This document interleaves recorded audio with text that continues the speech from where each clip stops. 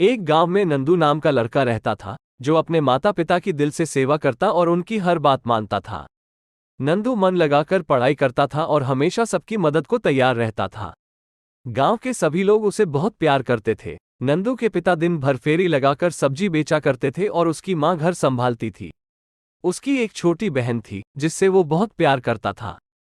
पिता की कमाई से घर और पढ़ाई का खर्चा निकल जाता था। स्कूल जाने से पहले नंदू सुबह सारी सब्जियां धोकर थैली पर सजा देता था, जिससे उसके पिता को मदद मिल जाती थी।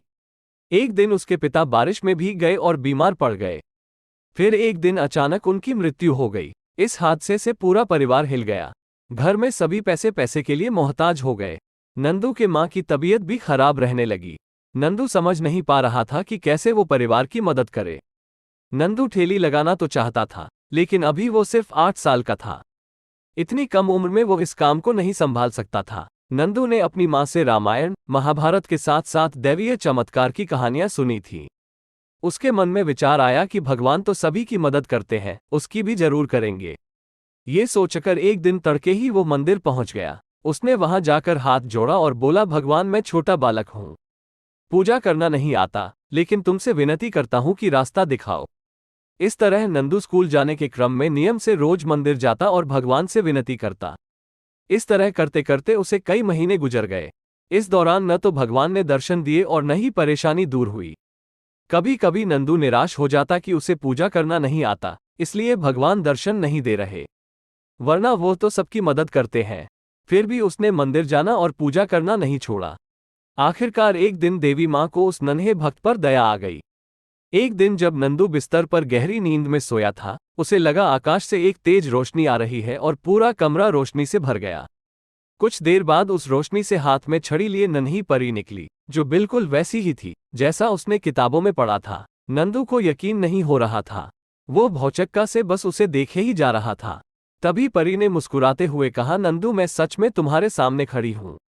नंदू ने तुरंत कहा, तो क्या तुम परी हो? परी ने मुस्कुराते हुए कहा, हाँ। तुम यहाँ कैसे? भड़बड़ाहट में नंदू की आवाज नहीं निकल रही थी। परी ने फिर हंसते हुए कहा, नंदू मुझे देवी माँ से भेजा है। देवी माँ? नंदू आवेग में चिल्ला उठा। हाँ नंदू, बोलो तुम्हें क्या चाहिए? नंदू खुशी से चिल्लाते हुए बोला, अगर तुम्हें सचमुच देवी माँ ने भेजा है तो मेरी माँ को ठीक कर दो। परी बोली, ठीक है नंदू, कल तक तुम्हारी माँ ठीक हो जाएगी, लेकिन मैं तो तुम्हें वरदान देने आई थी, तुमने अपने लिए कुछ मांगा ही नहीं।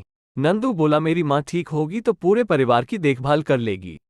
बच्चों पर पहला अधिकार माँ का होता है, इसलिए मैंने माँ के लिए मांगा। परी खुश होकर बोली, नंदू तुम बहुत अच्छे हो, तुम मुझसे एक और वरदान मांग सकते हो। इस पर नंदू बोला, परी मुझे ऐसा वरदान दो कि मैं बड़ा होकर अच्छे रास्ते पर चल सकूं।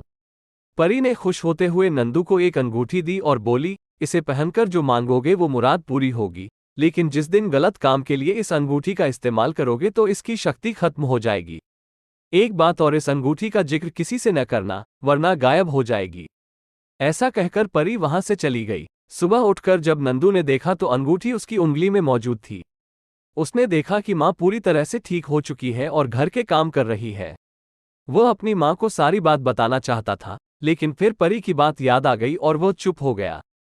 मेहनत के बल पर अब उसका परिवार सुख से रहने लगा। कहानी से सीख, इंसान को लालच कभी नहीं करना चाहिए। कर्म पर विश्वास करने वाले लोगों के लिए कुछ भी असंभव नहीं होता।